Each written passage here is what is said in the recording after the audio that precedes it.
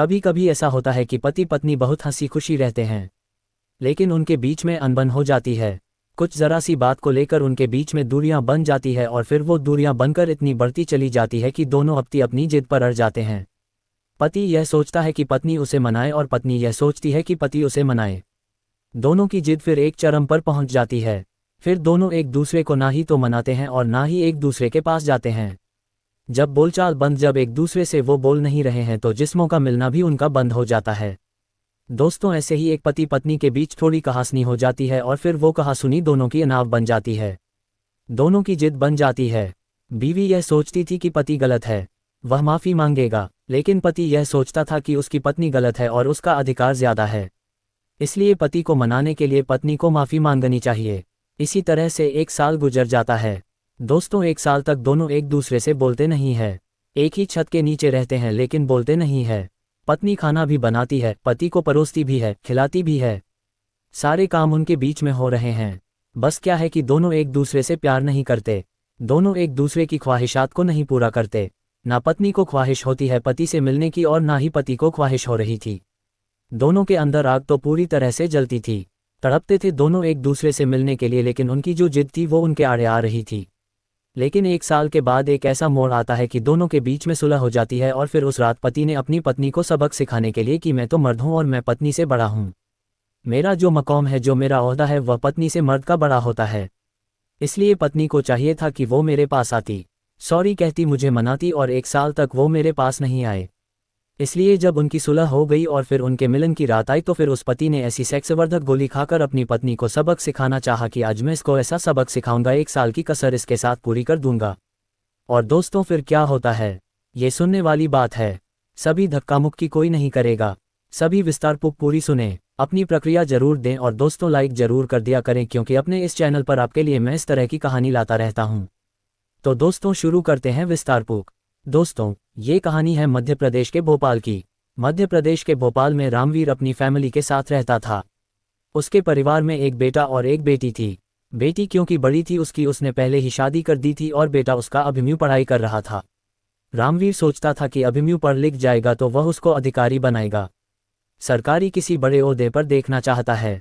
लेकिन अभिमन्यु कोशिश करने के बावजूद भी कोई अधिकारी नहीं बन पाया और ना ही किसी बड़े ओहदे पर पहुंचा। एक प्राइवेट कंपनी में जॉब करने लगता है। दोस्तों, बेटा जब प्राइवेट कंपनी में जॉब करने लगा, बाप के सपने भले ही पूरे ना हुए थे, लेकिन बाप अपने बेटे से बहुत प्यार करता था और उसके लिए जैसा बेटा था वैसी ही खूबसूरत दुल्हन भी लाना चाहता था। हर बाप अपने बेटे के लिए अच्छी बीवी, अच्छी पत्नी ही लाना चाहता है। यही तो सपना होता है बाप का कि वो अपने बेटे के लिए अच्छी दुल्हन लेकर के आए, जो बेटा उसके साथ जिंदगी गुजारे, खुश रहे जिंदगी भर। बेटे की खुशी तो माँ बाप की खुशी। इसलिए उन्होंने अपनी रिश्तेदारियों में सब लोगों से कह रखा था कि मुझे कुछ किसी से माल दौलत नहीं चाहिए, मेरे पास माल दौलत की कमी नहीं है, मुझे अगर चाहिए तो मुझे बहू अपने बेटे के लिए अच्छी चाहिए। और फिर निकिता के रूप में उसे, जब उसने निकिता को देखा, एक रिश्तेदार ने बताया कि पाली के गांव में शहर से दूर है, तो वो गांव की लड़की गरीब है लेकिन बहुत खूबसूरत है, जैसा तुम चाहते हो वैसी ही वो है। जब रामवीर उसको देखते हैं निकिता को, तो अपने बेटे के लिए पसंद कर लेते हैं। उसने कहा कि माल दौलत की मैंने पहले ही कहा था कि लड़की भले ही गरीब हो और बस वो मेरी सेवा करें, मेरे बेटे की सेवा करें, यही मैं चाहता हूँ। कुल मिलाकर के निकिता की अभिमन्यु के साथ शादी हो जाती है। जब अभिमन्यु ने निकिता को देखा, बातचीत की, सुहागरात पर उसका घूंघट उठाया तो वह फूला नहीं समाया, क्योंकि वो जैसी बीवी चाहता था उससे कहीं ज्यादा सुंदर उसको बीवी मिली थी। अब निकिता और अभिमन्यु की शादीशुदा जिंदगी शुरुआत हो चुकी थी। निकिता अभिमन्यु की हर बात मानती थी, अभिमन्यु भी निकिता की हर बात मानता था। दोनों पति पत्नी के बीच में बहुत अच्छी गुडविल बनी हुई थी। लगभग उनकी शादी को 3 साल बीत चुके थे। इन 3 सालों में निकिता ने एक प्यारे से बेटे को भी जन्म दिया। जब घर में खुशियां आई, बेटा पैदा हुआ, तो अब अभिमन्यु का प्यार निकिता के लिए और ज्यादा बढ़ गया था। वो अपनी पत्नी को और ज्यादा चाहने लगा था। बहुत अच्छे तरीके से जिंदगी गुजर रही थी। एक दिन निकिता अपने मायके में जाने के लिए अभिमन्यु से कहती है, लेकिन अभिमन्यु उसे मना करता है कि निकिता तुम 1 हफ्ते के बाद चली जाना, मुझे इस हफ्ते थोड़ा काम है, घर भी लेट आऊँगा, थका हरा हुआ आऊँगा, तुम साथ में रहोगी तो मेरी हिम्मत बनी रहेगी। कंपनी का 1 हफ्ते के लिए कुछ काम ज़्यादा है। लेकिन निकिता कहती है कि नहीं, ये काम तो चलता ही रहता है। बस यही बात दोनों के बीच में बढ़ती चली जाती है और निकिता और अभिमन्यु के बीच में इतनी बात बढ़ी कि निकिता जिद करने लगी अपने माँ के घर जाने के लिए, अपने बाप के घर जाने के लिए। अभिमन्यु मना करता है और यही जिद पकड़ जाती है। दोनों के बीच में मारपिटाई शुरू हो जाती है। अभिमन्यु निकेता के ऊपर हाथ उठा देता है, तो जवाब में निकेता भी अभिमन्यु के ऊपर हाथ उठा देती है। बस ये बात दोनों के बीच में हुई थी और उस दिन के बाद में दोनों के बीच में बातचीत कुछ भी बंद हो जाता है। जो उनका प्यार का मामला था, रात के ताल्लुक का, वह सब कुछ बंद हो जाता है। दोनों अलग अलग सोने लगते हैं। जब काम से बाहर से आता कंपनी से काम करके अभिमन्यु, तो वह उसको खाना तब परोस देती, पानी ला के रख देती, लेकिन कभी भी उससे वह बोलती नहीं थी। इसी तरह से 1 साल गुजर गया, ना अभिमन्यु ने पहल की अपनी तरफ से, ना ही निकेता ने। फिर एक मोड़ ऐसा आता है जब घर में रामवीर ज़्यादा परेशान हो जाता है, ज़्यादा दुखी हो जाता है, तो रामवीर ने और निकेता के बाप ने मिलकर के दोनों अपने बच्चों में सुलह कराए और दोनों के बीच में उनको समझाया कि इस तरह के हालात, इस तरह के मामलात हो जाते हैं। बाप अपनी बेटी को समझाता है, दूसरा बाप अपने बेटे को समझाता है, तब जाकर के उनकी सुलह सफाई होती है।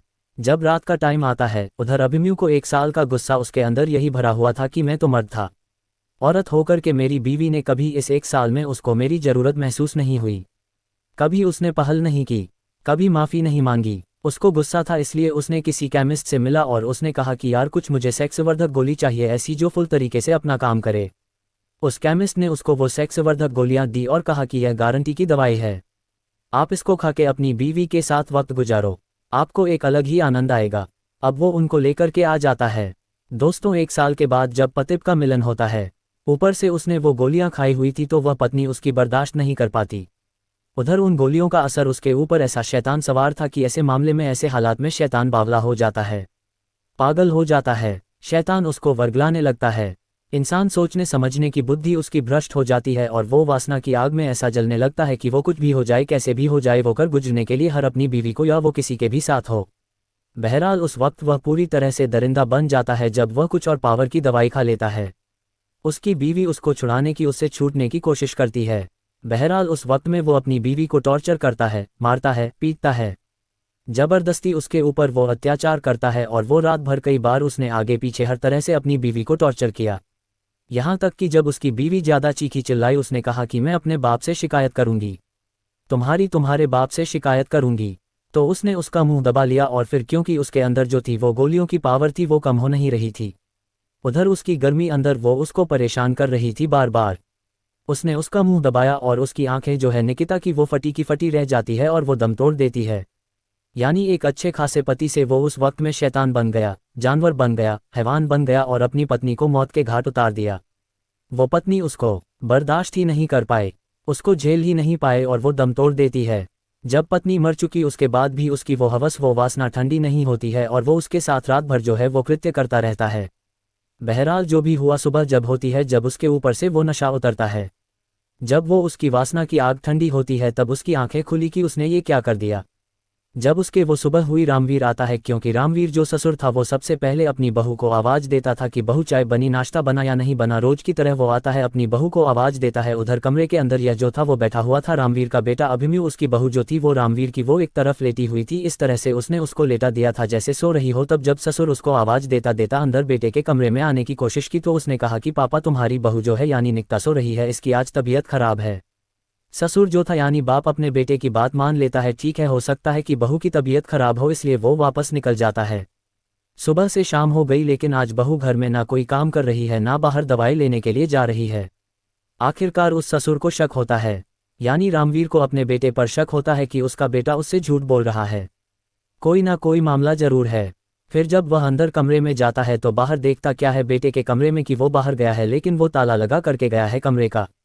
तब उसे और भी ज़्यादा शक हो जाता है कि आज से पहले तो बेटे ने ये हरकत कभी नहीं की कि बहू के कमरे में बहू को अंदर बंद करके वो ताला लगा करके जाए। जब वो रात को वापस आया तो बाप अपने बेटे से पूछता है कि सही बता, मुझे बात क्या है, तू ताला लगा कर क्यों गया था, बहू को क्या हुआ है।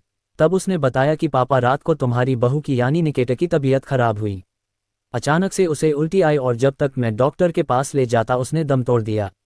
तब वो उसको समझाता है कि बेटा ये बात है मेरी, वो बातों पर यकीन कर लेता है। उसे यकीन ही नहीं था, ये पता ही नहीं था कि उसका बेटा रात में हैवान बन चुका था, शैतान बन चुका था और उसने ऐसी दरिंदगी की है निकिता के साथ कि खुद उसने उसकी हत्या की है। वो अपने बेटे की बात पर यकीन कर लेता है कि ठीक है बेटे हो जाता है, तबीयत खराब होने में कभी कभी जान चली जाती है। अब जब रामवीर अपने ससुर को इस बात की इत्तला देता है उनको जब पता चलता है आकर के वह उसकी हालत देखते हैं तो उनको कुछ अजीब सा लगा। रात को जो अभिमन्यु ने निकेता के साथ हाथापाई की थी, जबरदस्ती की थी, तो उसके चेहरे पर और कुछ निशान से ऐसे हो रहे थे जो वो अपनी रात की दास्तान बयान कर रहे थे। कुछ निशान, तब उनको शक होता है कि उसकी बेटी के साथ जबरदस्ती हुई है, कुछ ना कुछ गलत हुआ है। वो पुलिस को फ़ोन करते हैं, पुलिस आती है, वह कहती है कि मेरी बेटी का पोस्टमार्टम कराया जाए।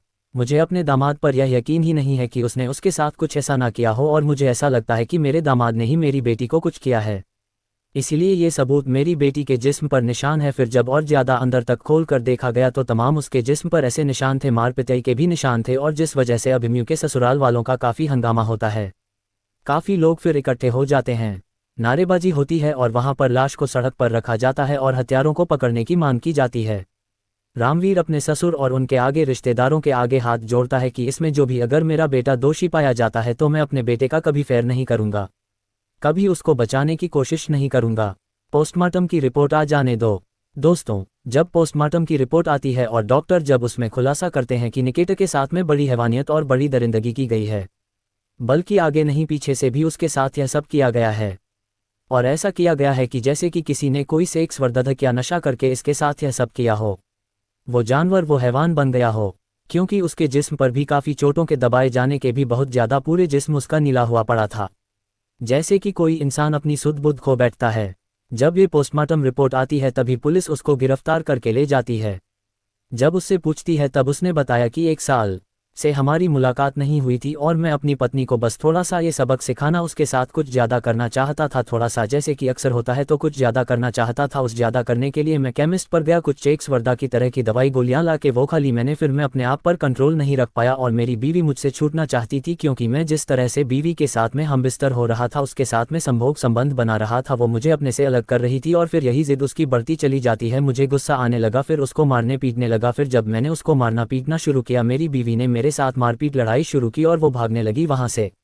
मेरे अंदर उस गोली की पावर और अंदर से इतना शैतान मेरे ऊपर सवार था कि मैं उसको मारता गया, पीटता गया और फिर मैंने उसको इस तरह से इस्तेमाल करना शुरू कर दिया। एक बदले की भावना से मैंने उसको आगे पीछे दोनों बाल बदले की भावना से ये किया, क्योंकि मेरे ऊपर बहुत ज़्यादा पावर सवार थी, इसलिए मैं अंधा था, मुझे कुछ नहीं पता था कि आगे क्या होगा क्या नहीं होगा, और मैंने उसका मुंह दबा लिया। और फिर जब मुंह दबाया तो शायद दम घुटने की वजह से वो मर गई। जब वो मर गई तब भी मेरे ऊपर से वो शैतान नहीं हटा। जब तक मेरे अंदर ताकत रही मैं उसी तरह से उसके साथ ये सब कुछ करता रहा। जब मेरा कुछ ठंडक महसूस हुई मुझे, जब मैं ठंडा हुआ तब कहीं जाकर के मेरी आंख खुली और फिर मैंने एक दिन अपने बाप से यह बात छुपाई रखी। अगले दिन मेरे बाप ने जब मुझसे ज़बरदस्ती पूछा तब मैंने बताई ये सारी बात। उसने अपनी कबूल की, अपनी गलती मानी, लेकिन गलती मानने से अब कुछ नहीं होने वाला था।